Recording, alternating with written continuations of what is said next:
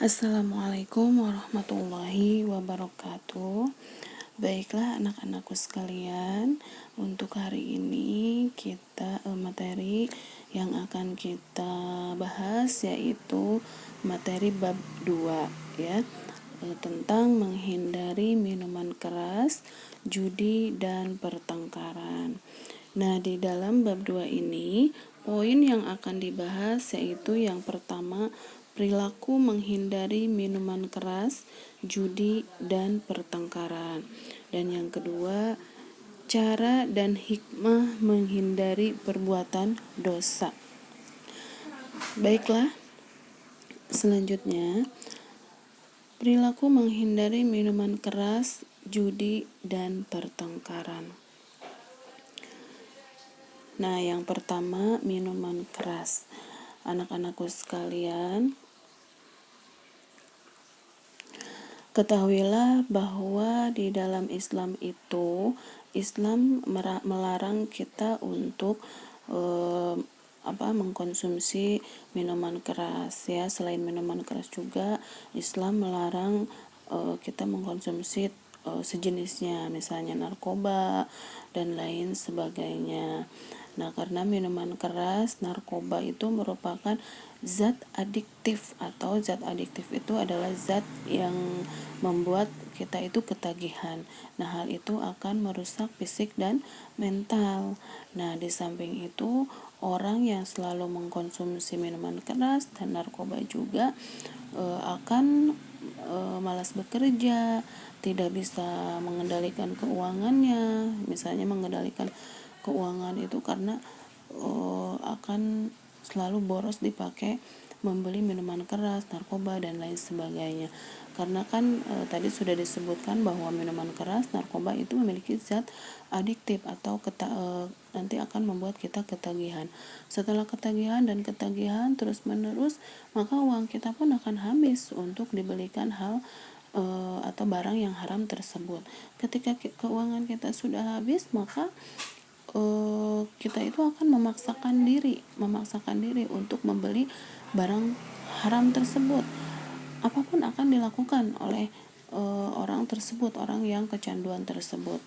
Misalnya dengan mencuri, nantinya dia akan melakukan kekerasan kalau tidak diberi uang oleh orang lain. Nah, gitu ya.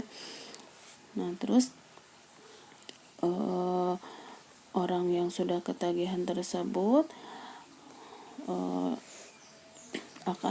sudah tentu akan mendapatkan hukuman di akhirat ya, karena meminum minuman tersebut merupakan perbuatan dosa besar ya, karena minuman tersebut kan kayak minuman atau narkoba itu merupakan barang haram, dan Allah itu melarang di dalam Al-Quran untuk mengkonsumsi barang haram, mengkonsumsi makanan atau minuman yang haram.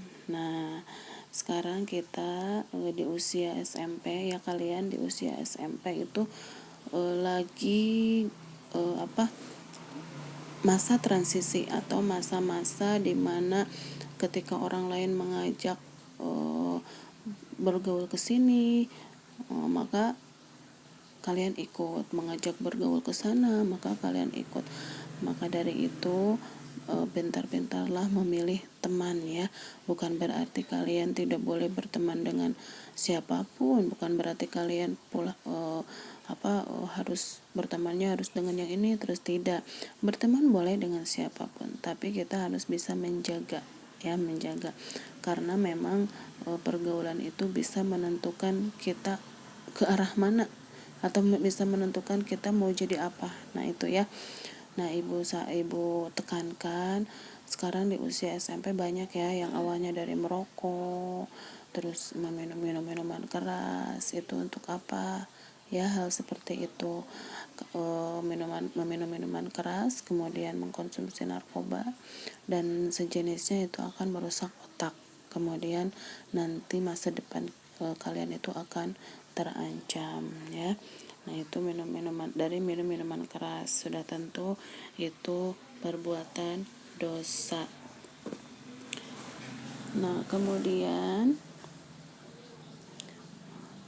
sekarang berjudi dan mengundi nasib.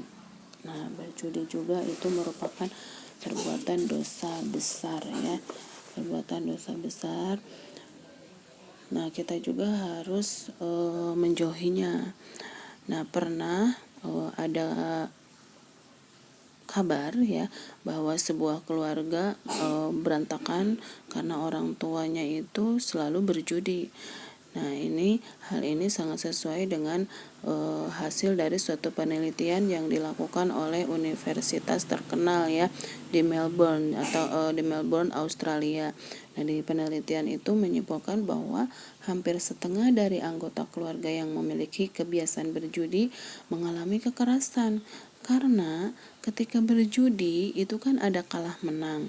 Kalau misalnya menang itu mungkin keluarga tersebut akan bahagia, orang tersebut akan bahagia. Tapi kalau misalnya kalah, kalau misalnya kalah itu akan menimbulkan emosi.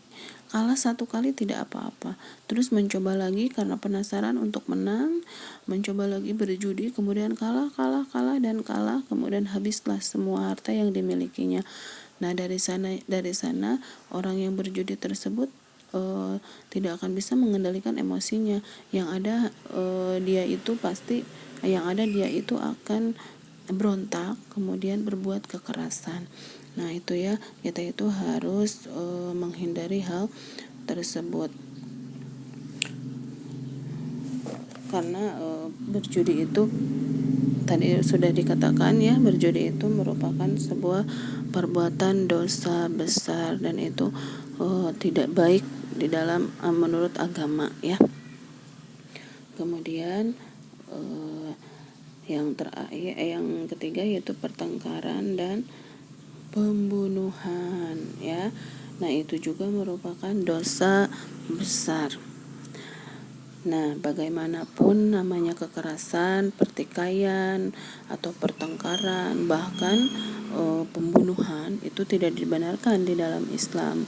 Nah, selama persoalan dapat diselesaikan dengan cara damai, kenapa tidak kita selesaikan dengan secara damai? Nah, karena kita diperintahkan untuk menyelesaikan suatu masalah itu dengan cara damai oleh Allah Subhanahu wa taala. Nah, karena kekerasan hanyalah akan menyuburkan benih-benih atau akan menimbulkan benih-benih dendam yang berkepanjangan dan tak berujung ya. Nah, itu awalnya yang mengalami kekerasan tersebut, misalnya nih tawuran ya. Tawuran itu kan termasuk ke dalam kekerasan. Misalnya yang musuhnya itu yang sekolah, misalnya sekolah si A dengan B, itu yang tawurannya itu angkatan tahun berapa. Kemudian itu akan menimbulkan benih-benih dendam, akan menimbulkan benih-benih dendam yang berkepanjangan. Nanti akan diteruskan oleh adik-adik kelasnya karena kakak kelas memiliki geng yang ada di bawahnya. Meskipun kakak kelasnya udah keluar, nanti yang di bawah itu akan terus. Jadi nanti akan menjadi dendam kesumat antara sekolah dengan sekolah, bukan orang dengan orang lagi. Nah, itu nggak boleh ya, nggak boleh dalam Islam itu tidak dianjurkan seperti itu. Itu contoh kekerasan di sekolah aja ya. Contoh kekerasan lainnya juga banyak gitu ya. Nah, itu tidak dibenarkan di dalam Al-Quran karena merupakan dosa besar. Nah, kalau misalnya seseorang sudah mengkonsumsi minuman keras, kemudian berjudi, nah itu kan dilarang oleh Allah ya, itu haram. Nah, sudah berjudi itu otaknya itu akan terganggu. Nah, sehingga akan gampang emosinya itu akan labil, timbullah pertengkaran. Nah, itu ya. Maka dari itu kalian mumpung sekarang masih SMP, masih di usia remaja, nah kalian harus bisa menjaga hal yang dilarang oleh Allah Subhanahu wa taala.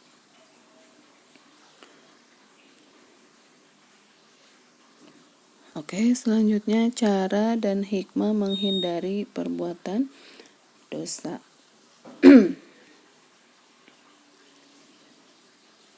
Nah, cara menghindari perbuatan dosa yang pertama, bergaulah dengan sahabat yang soleh atau yang baik. Nah, kalau kita bergaul dengan teman-teman yang baik, maka kita juga akan terbawa baik. Kalau kita misalnya bergaul dengan teman-teman yang suka mabuk, yang suka judi, nah itu maka kita akan 90% terbawa oleh mereka. Misalnya, Bu, dah saya mah kuat imannya misalnya. Seseorang yang imannya kuat, setannya pun akan yang kuat pula gitu ya. Kita bisa menjaga, kalian bisa menjaga, tapi kadang teman kalian itu yang julid ya, yang julid memasukkan minuman keras atau memasukkan narkoba ke dalam minuman kalian, yang sehingga jadi mabuk, kemudian ketagihan, banyaklah caranya. Maka dari itu kita harus menghindari. Kata ibu tadi bukan berarti kita harus tidak berteman dengan orang tersebut. Maksudnya berteman itu boleh, tapi harus pilih-pilih. Kalau dengan orang tersebut hanya sebatas berteman ini ajalah, jangan sampai mengikuti mereka kemana mereka pergi. Nah jangan ya, bergaulah dengan orang yang baik agar kita terbawa baik. Nah kemudian yang kedua, cara menghindari perbuatan dosa, mendekatkan diri kepada Allah Subhanahu wa Ta'ala. Karena otomatis kalau kita sudah dekat dengan Allah, maka Allah akan menjaga kita. Mendekatkan diri kepada Allah itu misalnya dengan sholat, berdoa supaya kita dijaga oleh Allah dari perbuatan maksiat. Ketika kita menjaga sholat kita supaya tidak kelewat, maka Allah akan menjaga kita. Menjaga dari perbuatan buruk, menjaga dari perbuatan maksiat, menjaga kita dari musibah dan lain sebagainya. Allah akan menjaga. Nah, yang ketiga, mengisi waktu luang dengan aktivitas yang bermanfaat. Nah, menjaga waktu luang kita jangan sampai sia-sia waktu kita. Waktu luang kita isilah dengan hal yang bermanfaat. Misalnya sekarang kan kalian musimnya banyak tugas nih, waktu luangnya isi dengan tugas, boleh dengan ngaji, boleh dengan kalian berbuat apa yang hal-hal yang positif gitu ya. Itu akan menghindari perbuatan dosa. Nah, yang keempat, menyadari bahwa malaikat senantiasa mencatat amal perbuatan manusia. Nah, jadi kita itu harus mengimani bahwa adanya malaikat. Nah, termasuk malaikat yang mencatat amal baik dan buruk, yaitu malaikat Raqib dan Atid. Malaikat pencatat amal baik Raqib, mencatat amal buruk Atid ya.